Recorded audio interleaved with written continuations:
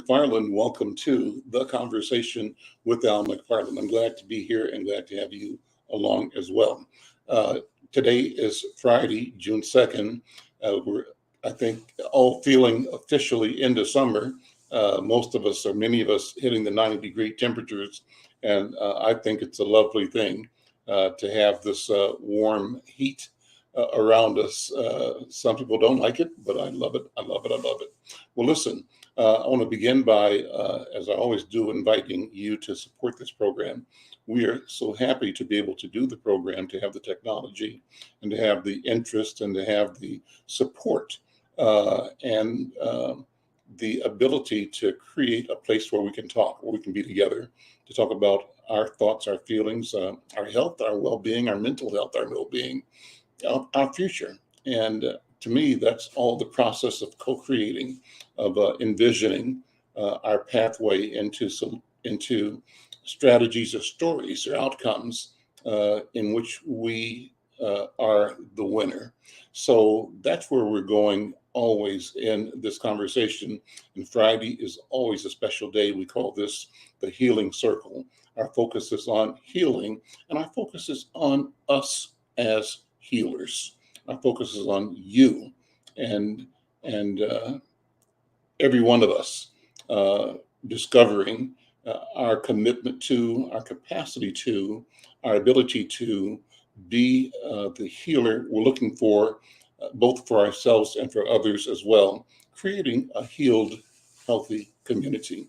Well, I want to start off by saying that we want to remind everybody that we're partnering with the Minnesota Department of Health to remind you in the community that the risk of COVID-19 still exists.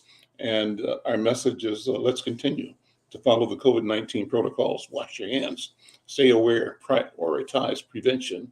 Together, we can create awareness, encourage testing, and help everyone stay healthy. So enjoy this show. Remember, get well, get healthy.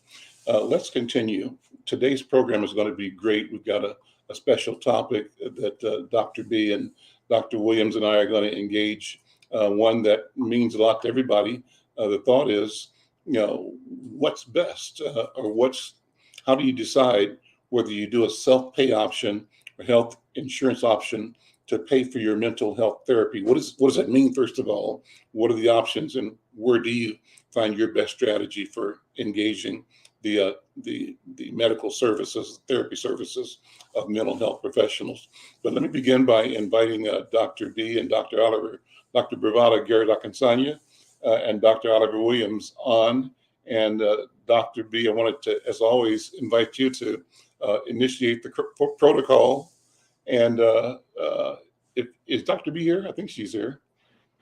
Yeah, there she is. Okay. How you doing, Dr. Bravada? Morning. Great. And I'm going to turn the talking stick over to you so you can explain what we do and how we do it. Okay, well, thank you. I'm glad to be here today. I'm really excited to just engage with community once again. We always start the ritual of using our talking stick by sitting in a circle. And although we're not in a room together right now in our spirits, we're in a virtual circle right now, even as we speak. And in that virtual circle, we have an opportunity to share who we are, where we came from. And the reason we join in circles is because when you're in a circle, there's no beginning and end, and there's no hierarchy of power. Everyone has equal access to the center, which is the space of power. So in the circle, we also honor our elders, because it's our elders whose shoulder we sit on. And because of that, we honor them. And we honor our elders because they're also closest to our ancestors. And we honor our ancestors because they're closest to the Creator. And in this sacred space, we also honor the idea of consubstantiation. That means that all living things are connected, that we as an African people exist because we are connected to a larger whole. I am because we are. And because of that experience in the circle of healing, one of the key things we always have to remember is that every body in circle matters. And for that, I am grateful. And I say ashe this afternoon. And pass the talking stick. Oh, I forgot. We use a talking stick that's virtual.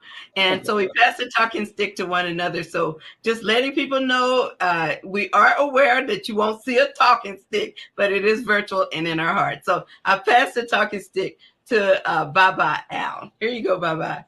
Thank you. And I'll take that. It's I use the phrase often that you operate out of your mind's eye, and your mind's eye can see and envision and act on the virtual talking stick. So this is real, And so thanks to Yasmin, who's the producer of the program, she helps come up with ideas and questions to guide many of our programs. And she and I talked yesterday about this question of how do you pay for mental health? And we haven't had that precise discussion, though we have mentioned in the past, Dr. B, that one of the things that you do at Breakins and at the African American Child Wellness Institute is figure out a way to get the help to people whose either insurance or companies or situation won't allow them to do that. And you figure out how to make it happen. You don't turn people away. And so it's a question, how do you pay for mental health services? I can tell you, and I've said this before, I happen to be a very happy customer of yours. As a therapy customer, I have a therapist that I meet with generally every Friday, and it's a priority of my week. And for me, it's a priority and a key element of my own personal development, well-being, a place to talk, a place to raise my doubts and fears and aspirations and hopes in an arena that is not judging me or condemning me, but helping me think more clearly and helping me past anxiety, helping me past anger, maybe helping me past depression. I don't think I've ever experienced depression, but I don't know. I don't feel like I have. And maybe that's a problem if I haven't, but mental health is important. And what's important to me is that I know I have good insurance that pays for it. And if I have insurance that's paying for it, especially, I need to get everything that I'm paying for out of my insurance. And I'm so happy to have found a company like Breakins that I can go to get the culturally. So I don't have to jump loops. I'm a Black man. I'm 75 years old, got a history, got a life. I'm struggling still. I still have not achieved what I want to achieve in life. And I keep raising the question to me, how do I get what I think I should be getting? Getting to do what I think I should be able to do and do better at it. And so that's what I lay on my therapist's table every week. Help me figure out what I need to do to just do a little bit better and be comfortable in myself that I'm doing what I'm supposed to be doing, that I'm not failing myself and not failing the creator. That's kind of what it's about. But I'm thankful for having the insurance. What's the point? The point is, I'm hoping that, number one, Black people in general, Black men in particular, will talk publicly and in a positive way about the value of therapy and about our need to engage mental health professionals. And I'm secondly saying that the jewel of this is that there are great people in our culture, in our community.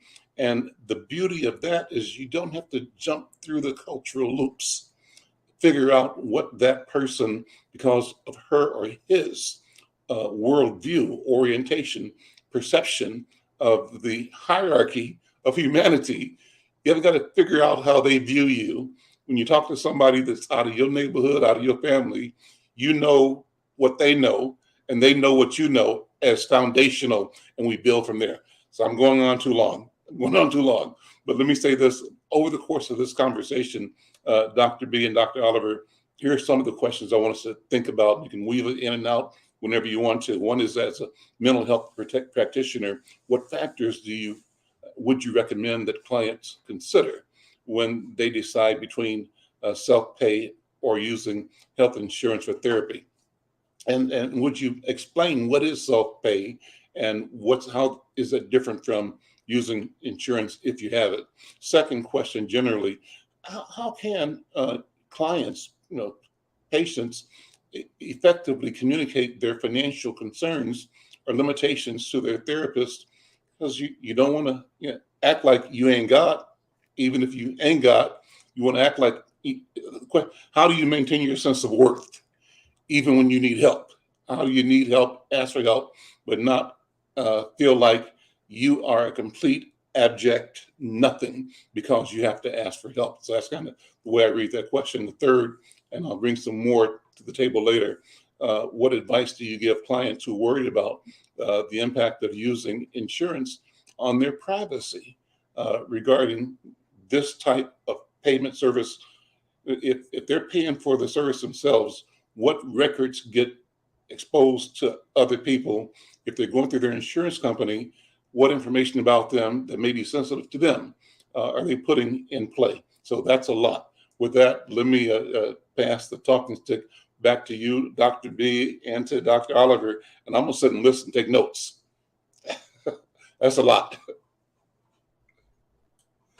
Well, I'm glad to take the stick back because my mind was just flying as you were talking, my brother. And the main thing I was going to tell you is that becoming a practitioner of mental health requires the ability to talk about money. You need to be able to talk about it because that's a big deal to all of us as African Americans. In this society, we know that for every dollar a man makes, a woman makes 72 cents. We know that for every dollar a white person makes, an African American makes 62 cents.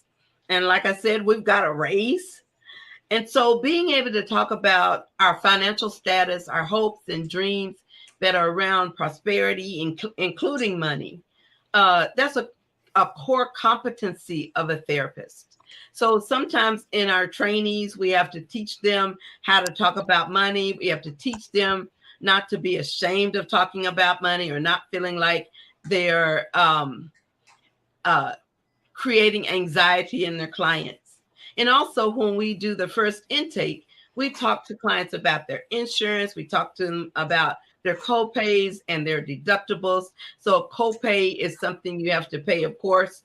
If your insurance requires you to pay $25, $30, $50 a visit, they expect you to pay that part of your bill.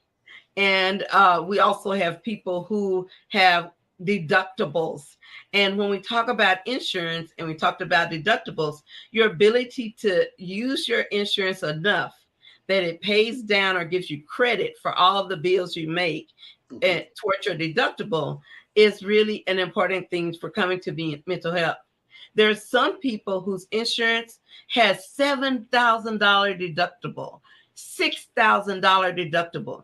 And unless you're really rich, I don't know many people who have the kind of money that they're going to pay that cash out of their pocket, write checks or use their credit card to meet a deductible that high.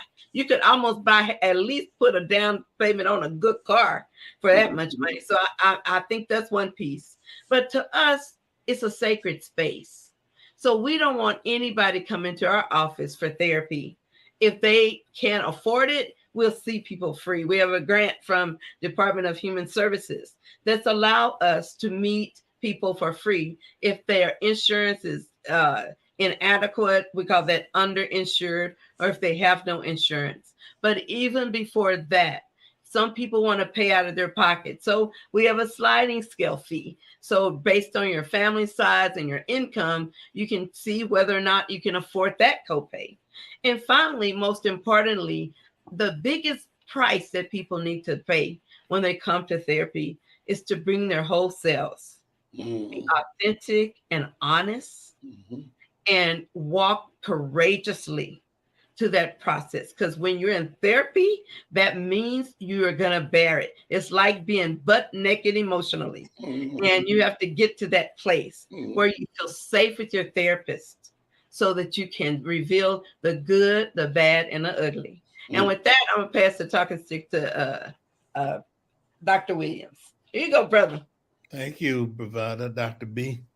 The only other thing that I wanted to say in addition to what Dr. B mentioned was that some organizations have a sliding scale. So what they do is that they can do an assessment of what resources that you may have and then help you in the determination of what the fee is going to be. One of the things is that some practitioners really expect clients to pay for part of their therapy, and the reason is that they want to make sure that a person gets something out of it. Some people think that if you provided only for no cost, that clients don't get anything out of it. I don't believe that. I believe that if somebody feels as though they need to come to therapy, whether it's free or whether it's a cost, they can get something out of it if they feel like they need it. But I think having conversations with the organizations is important.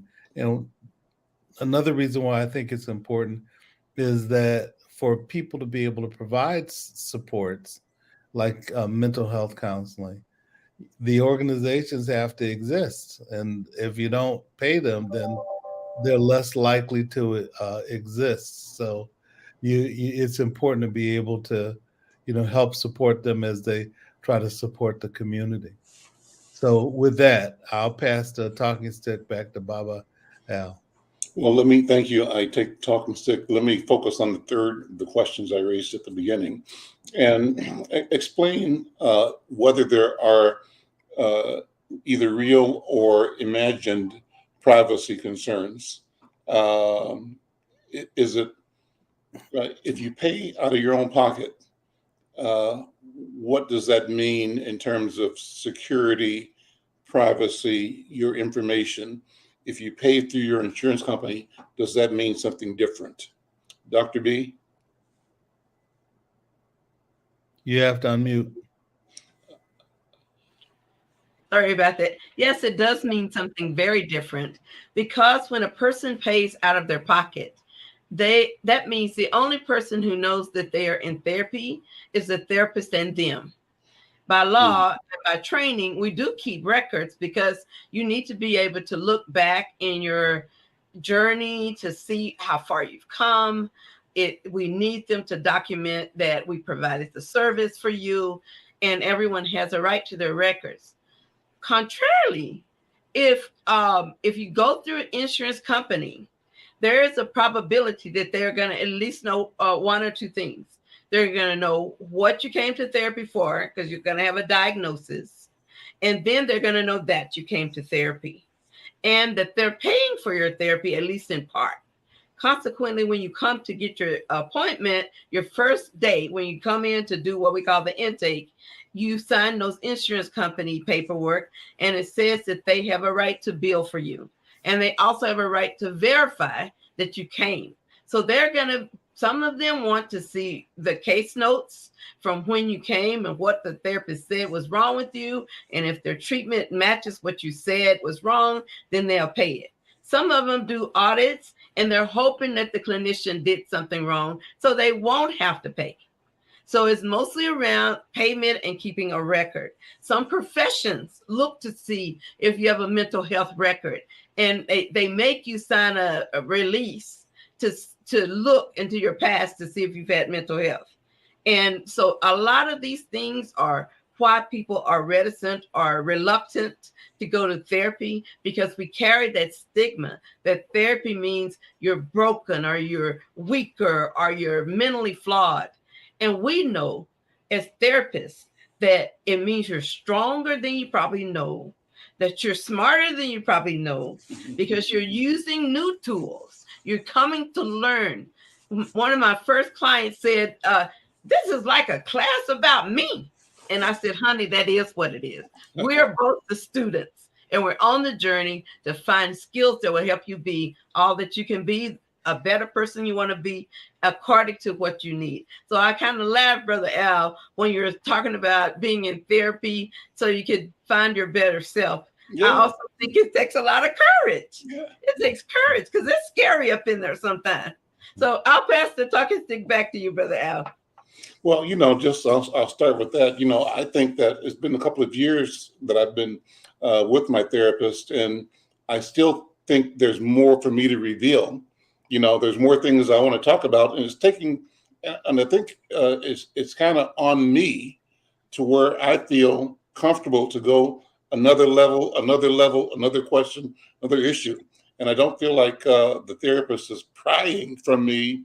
The Right. therapist is available for me to listen to me as I ponder, think about, reflect, examine, review, recapitulate. And so that all is a wonderful process, but it's a process that, in a sense, allows me to set the pace of my own discovery, of my own examination, and the breadth and depth of it, And the feeling is that, uh, I gain bit by bit. I learn, little by little as I go through this process. And the most important thing for me again is that the resource is there, and that I was smart enough to, as you say, Dr. B, to go ask for the help, and to not even see it as help as if I need help, but help as if I have an intention of being the best me and doing the best I can. And because of that intention and desire, I'm seeking coaching, There you go. feedback, critique, um, uh, the ability to frame the questions that maybe I'm feeling or acting out, but haven't heard them in my mind yet. I haven't put the language around them. And so I think that's powerful. And so I do love it again. And my joy in part is the intent and desire to talk about it as publicly as I can, specifically to encourage our people, Black people, to know that we can engage this healing process on our own behalf. We can take the step. And then the question comes back to this particular conversation again. How do we do it? How do we pay for it? And how do we ensure that we prioritize? Sometimes people will say, oh, I can't afford it. I can't afford a therapist. And you've answered the question in part. But it's a good question to review again, and it's like, um, uh, you know, a broad question in that vein is, how do practitioners, what can they do to make their services more accessible and affordable, regardless of the client's financial situation or insurance coverage? You've talked about it already, Dr. B, but maybe explore that some more. And Dr. Williams, you might want to explore what that means for you in your work as well. Let me hand the talking stick to Dr. Williams first, and then back to you, Dr. B. Well, Brother Al, one of the things that I think about is, there's some professions. I remember back in the late 70s, early 80s, and still some programs today that work around the issue of domestic violence. What they would do is that they would see men that would come in to supports, and depending on the organization, let's say that it was a individual that provided some support to provide counseling around, and they didn't charge. But again, it depends on a person's ability to survive if they without economic support. A lot of programs, as I mentioned before, have a sliding scale where they get a chance to see what they can do in terms of contributing and what the resources are for an individual seeking help. But the thing that I think is important is because you were mentioning the status of the person coming in. Are they sort of exploring a question that they want to get some insight into,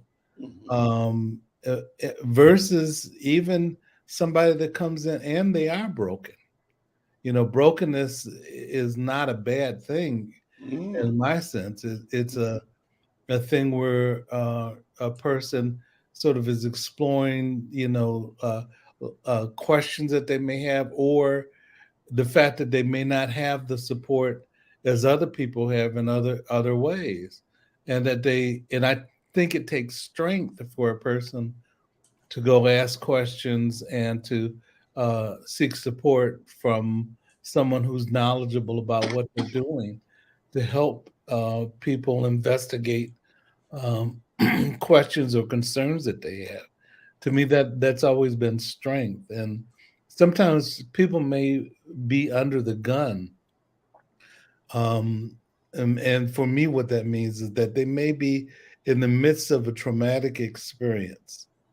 And when they're in the midst of it, that's not a place where they can put their head up so they can look around to see and to get answers to specific things if they don't get some help in terms of another listener that can help put things back to them and explore it with them and help them sort of think things through.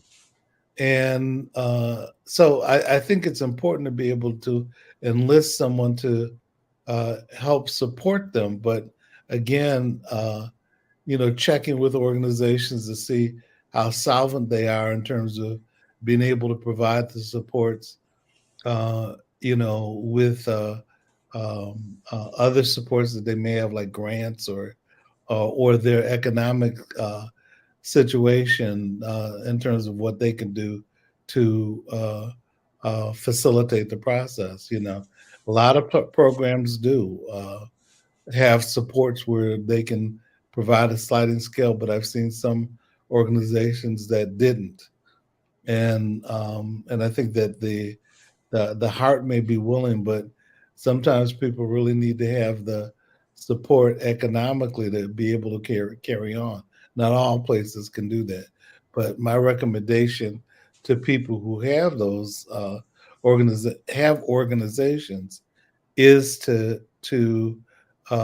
have clients come in and ask, because there may be something they can do, as Dr. Bravada talked about, that Barkins tries to find a way to be able to be supportive. And I've seen a lot of human service organizations do that, or do it in such a way where, let's say that your insurance does it, you have a deductible perhaps, but they find another way to be able to supplement what they do.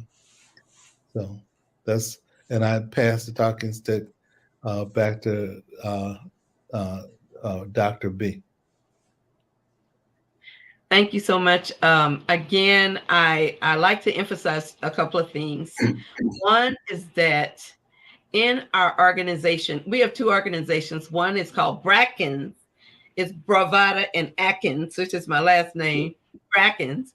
And it is a private practice where many people like Brother Al come and they see licensed clinicians who are consultants to our organization. And so, of course, I don't know what he says. I don't know his business. So he gets to come in, confidentially be seen, and still help out a Black business. So I appreciate that mentioning of the hard work you do with us. And we're very honored to still have you there. We also have an organization called the African American Child Wellness Institute, ACWI for short. And ACWI focuses on children, parents, grandparents, people who are in a nurturing role in their communities, whether they're single or not, they can be served by that organization. And all of our work is mostly culturally specific. That means we specialize and prioritize in African-centered mental health, because our walk in the world cannot be the same walk, or is not the same walk, as someone who is white or are extremely wealthy. So all of these experiences that we have that make us community and collectivist in nature are things that we focus on in our work. So as we talk about integrating the cost of therapy with the cost of not doing therapy. We know that when we don't do therapy, especially with kids and even adults, when we don't do therapy, people hold that pain, they hold that hurt. And that old adage is often hurt people will hurt other people. They'll hurt you emotionally. They hurt you some other kind of way if they don't get to deal with the trauma that we carry in our minds, in our spirits, and in our bodies. So part of the role of being a courageous person stepping into that space is the reason it takes courage is because you're stepping in there and the person who's telling you not to go is often you. And the person that's telling you to go is often you. So when you get in that self-paced environment that Brother Al talked about, the therapist will work with you at whatever you bring, wherever you're at when you come in, because the goals for yourself, that's the ultimate price. So if I have somebody who doesn't have money, but they work so hard trying to heal, it's no way on earth I won't see them in that clinic. And as the clinic director, there's no way on earth any of the handpicked people I have in that clinic would not see somebody who comes to heal and seek their healing. So we see our place as a loving, healing place where anybody can go. Grandmas, great-grandmas, children, we see couples, we see premarital people, we see people who are in messed up relationships, we see parents and kids. So I want people to know that it's a safe place. And if you don't believe me, come on over there and test me and all of my staff, and you will find out. They don't call us zip lip for nothing, because we all got bills to pay. We all need to be paid. And so we're not going to do things to jeopardize our livelihood, and we're not going to do anything to hurt you. So I'm taking that talking stick and passing it back to Baba Al. Thank you, Dr. B. I'm Al McFarlane. This is the Conversation with Al McFarlane, our Friday session, the Healing Circle. And let me reset the conversation. It's a great conversation. And again, kudos and thanks to our producer, Yasmin Hayes, who created some language that could guide the conversation. And one of the texts she provided as background, I'm going to just read because it's well organized, and it allows to go over the things we just went over one more time, because this is something that you can approach from this angle or that angle or this angle or that angle. And again, our topic today is self-pay versus health insurance for mental health therapy. In recent years, mental health has gained increasing attention and recognition as an essential aspect of overall well-being. And as more individuals seek therapy and counseling to address their mental health concerns, the debate between self-pay and using health insurance for these services has become a significant topic of discussion. On the one hand, self-pay for mental health therapy offers several advantages. Among them, clients who choose to pay out of pocket for therapy can maintain greater privacy, as their sessions and their diagnoses are not reported to the insurance companies or anybody else. It's between that person and that person's therapist. Additionally, self-pay allows individuals to choose their preferred therapist without being restricted by insurance network limitations. And this freedom of choice, we believe, or some would say, can lead to better therapeutic relationships and more effective treatment. On the other hand, using health insurance for mental health therapy can make these services more accessible and affordable for many individuals. Insurance coverage can significantly reduce the financial burden of therapy. It can enable more people to seek help for their mental health concerns. Moreover, insurance companies often have a list of pre-approved therapists, which can help clients find a suitable professional more quickly. However, there are also drawbacks to using health insurance for mental health therapy. That's a question being raised, actually. Insurance companies might impose limits on the number of sessions that they're going to cover. That could potentially hinder the progress of your therapy. And some therapists might not accept your insurance, and that limits the options available to people who are looking to rely on their insurance coverage. So, these are the ideas that we are discussing in this program. And for me, it's just important to have this discussion. You opened up, Dr. B, by saying that one of the tools and one of the gifts or capabilities of a therapist is to be able to talk about money, to talk about, how money plays the critical role it plays in our lives, and it's not something that you should not talk about. And having an approach or a healthy way of weighing, cost and benefit is part of this whole relationship that a person may experience in therapy. I have often, you've heard me say, because I do my therapy because of insurance, and I love it. I have good insurance, and I raise the question with every other person that I know. If you got insurance, you should go get a therapist, help you, you know.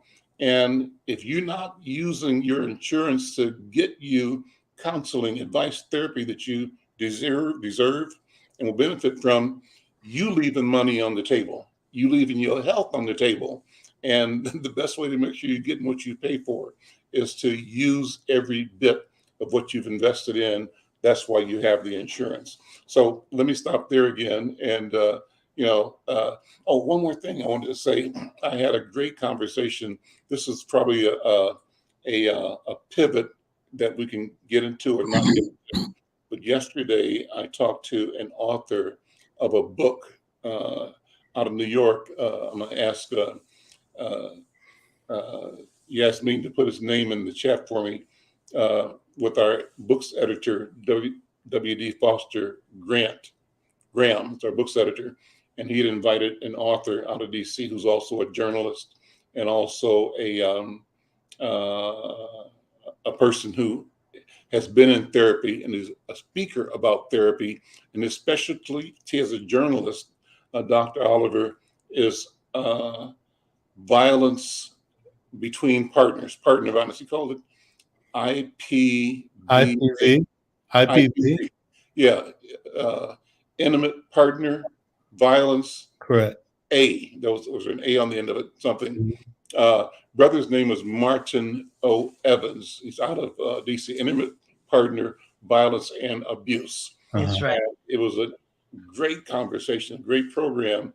And one of the things that made it great was that his book is about, he described himself, it's like in the general terms, as a gay man, but he's come to prefer language that says he's a person who loves, I can't remember the exact words. I'm going to ask Yasmin to help me with the right language.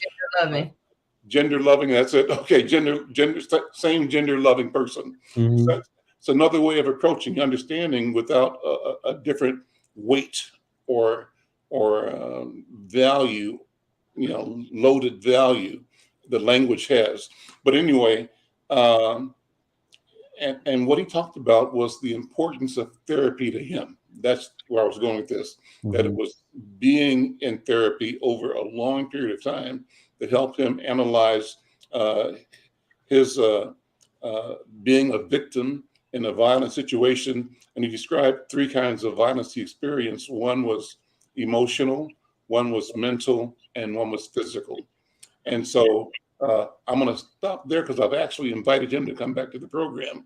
I think he'd be a great guest to have a conversation with us.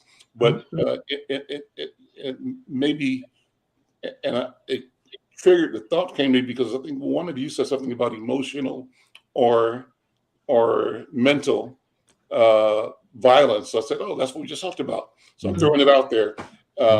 So I'm going to talk back to you, Dr. Oliver Williams. Put both of these topics together, the question of violence and mental health therapy. I think it's really important. I think it's not only important for the person that perpetrates the violence, it's also important for the person that receives the violence. And I always talk about with when people who have been the victim of abuse, that in their process of healing, well, first of all, people want to heal. They don't want to stay in the same place. And sometimes I think when they have had that traumatic experience, they fear that they're going to stay emotionally in the same place that they were after the victimization. And we did a study with probably about 50 women, a qualitative study where we ended up looking at the question and asked them if they felt like there was anything that they could have done to be able to prevent it. All said no. But when and I've talked to women over the years who've been victims of abuse, and the things that they would say is that they wanted to be in a different place, but their fear was that they wouldn't be. They wouldn't move past it. They wanted to feel like they felt before the violence happened. And I talked to them about the 5 stages of change, which is what we learned from the women that we spoke to. We ended up doing a play around it. We ended up um, talking about the stages where an older woman talked to a younger woman about the process of change. And when we talked to women who had been victims of abuse, they really delineated 5 different stages, where there was what happened in the first stage, which was, recognizing that they didn't deserve the violence that they experienced and it wasn't their fault. Uh, and sometimes people who do the abuse groom a person to think that they're responsible for it when they're not. Then the second stage is for them to find a place that's safe. And in finding a place that's safe, among the things that they talk about is, literally, I talked to one woman who had been a victim of abuse, and had moved 16 times before she felt safe. And then the third stage is questions that they may have, and questions that they have about themselves and how they found themselves in the circumstance, and and how could they expose their children to it, how they expose themselves, what is it about her or them where they felt as though a person would approach them around to be a mate or to be a partner, and then what was it about him that that the victim was attracted to that person. And then the next stage is kind of feeling as though they've sort of moved past that. And then the last stage is healing, but it's healing is as much for themselves, if not more, than it is for the person that did the violence. And forgiving doesn't mean forgetting. It means that you let it go and don't let this person, what they say, live in your head without paying rent. And so it's learning literally to let go.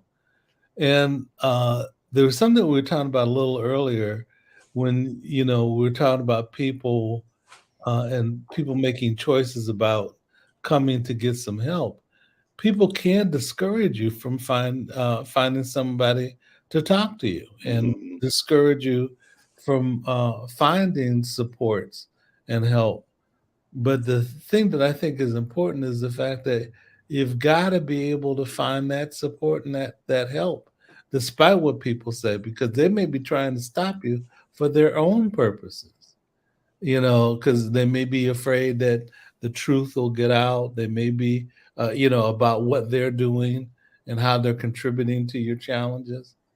And uh, the thing is that a person needs to go and pursue to be able to help themselves. And victims oftentimes are discouraged from seeking help, or a person that does the violence and abuse really makes the effort to try to control the individual who needs the support, and to not let the secrets out or go beyond, because that means that they lose their control over that individual. And so, there are things that one needs to do who's in a place of trying to find some answers, and we can help in the support of that process. So I just want to say that, continue to seek support if you feel as though you need to get it, because that it'll only benefit you if you do. So with that, I'll it back to you, Bubba. Yeah, I just want to do a shout out quickly to our sister, Michelle Madison, who watches the show every day. Thank you, Michelle, for being here and commenting. And thanks also, Brother Mike V. Greetings, Brother Mike V. Always glad to see you in the room as well. And to everybody else, let us know where you're watching from. And if you have the chance, let some friends of yours know. We want to grow our subscriber base to 1,000, and you can help us by becoming a subscriber. You do that by going to the YouTube Insight News channel and check and subscribe. Then you can also like and share. And what I want you to do is to get 10 of your best friends and say, let's do this together. And if 10 get 10, who get 10, who get 10, we'll be across that line real quick. So help us out by helping grow this conversation, grow this space for us to talk about the importance of our health, our wealth, and our development, our future, the future that we are the authors of, certainly the co-authors of. Well, I wanted to tie this back to the discussion question, Dr. B, if you would. I'll pass the talking to you.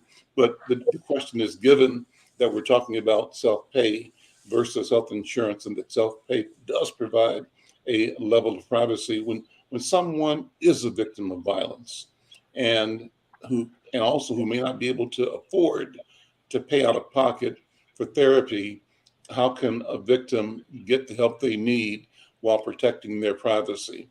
I think you've answered it already, but I think we can keep answering that because somebody might not have heard the right way the first time.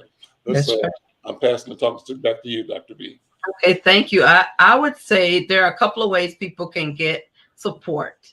One is you could contact a couple of local agencies that do help people who are engaging in battered or intimate partner violence.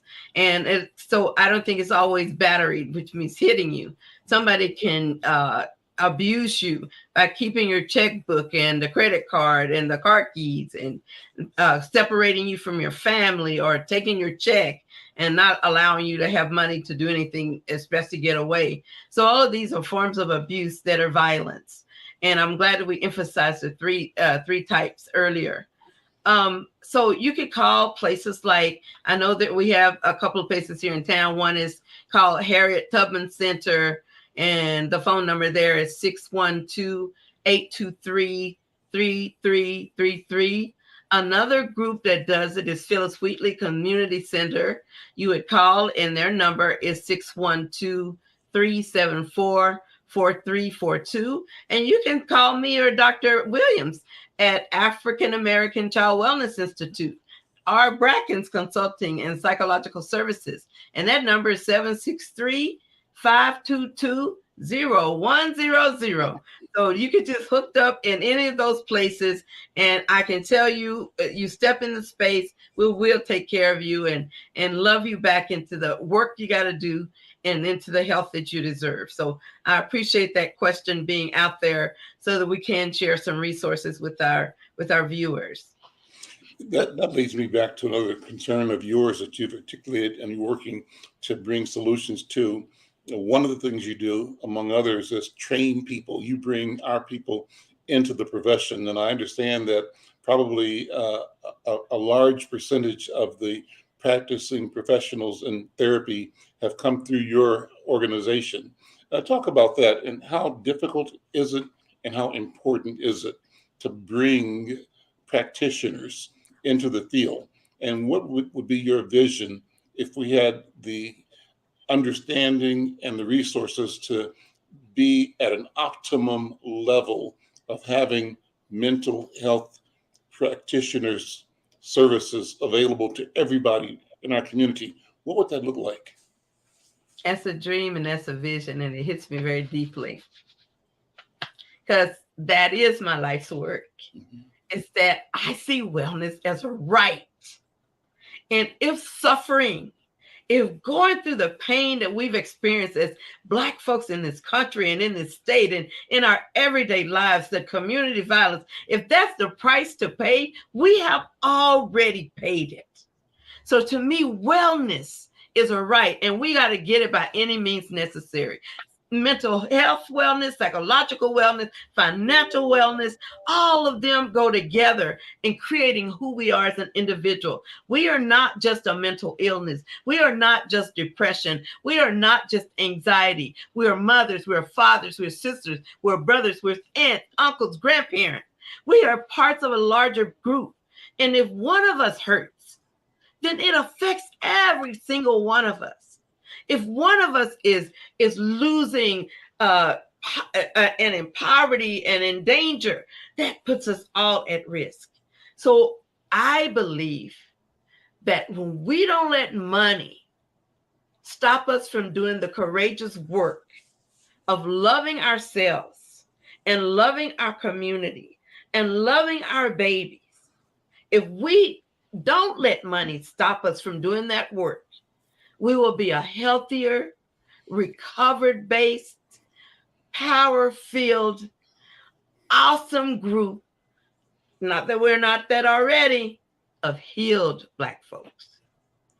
Well, let me push back, Dr. B, on this, and not push back, lift up more of what you said, because I hear you, and I want to bring to it what in my mind is my entrepreneurial way of looking at the situation, at the opportunity. You know, we talk about disparities all the time, and you can look at the disparities as a condition of infliction that's prevalent, and the takeaway from that description, that approach, that lens has something to do with deficit in us, you know, and it kind of explains it away. Oh, it's just, you know, their situation, and kind of doesn't go deep. But my thing is, ought we train ourselves to look at what these things projected and presented as problems, to look at those as opportunities?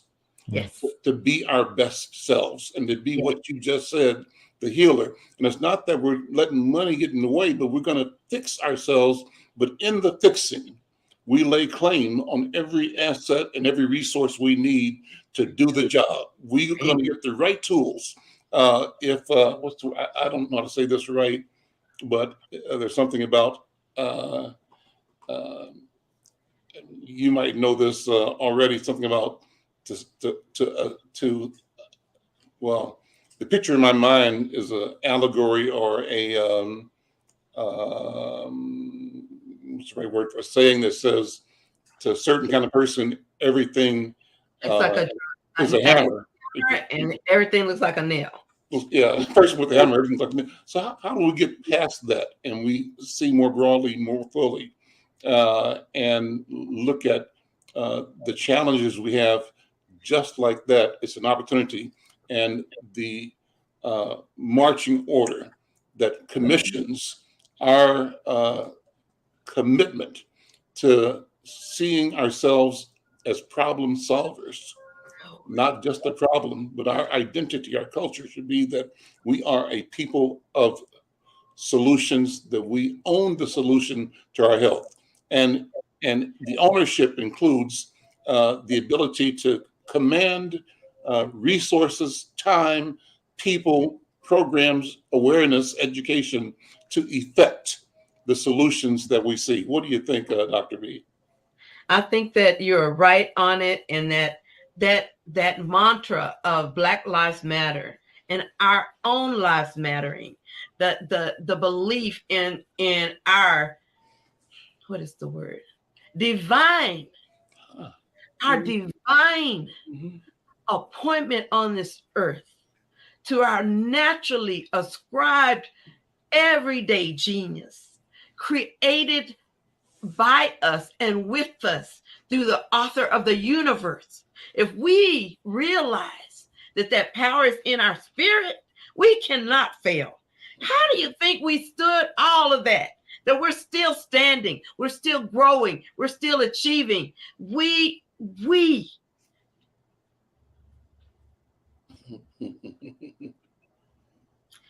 are designed and created to be divine, healed people on this planet. And wherever we go, things get better, not worse. We are the solution. We hold it in our spirits. And therapy helps us unlock that key to find through your own discovery how wonderful and brilliant and blessed and powerful we are. So we have that right. We have that right. Dr. Williams, a final word from you. We've got about a minute. Well, the thing I think about when you're thinking about that mantra, if the only tool that you have is a hammer, then everything looks like a nail. And the thing that I think about seeking support and addressing different issues is that you learn different tools to be able to respond to issues that are going on in our life. And that one is learning ways to be able to approach dealing with an issue when sometimes around disciplining children, sometimes people do it out of anger rather than out of skill. And if they go and seek support, they find different tools to be able to use to address the issue of disciplining and withdrawing privileges to be able to support, but not being overdo it.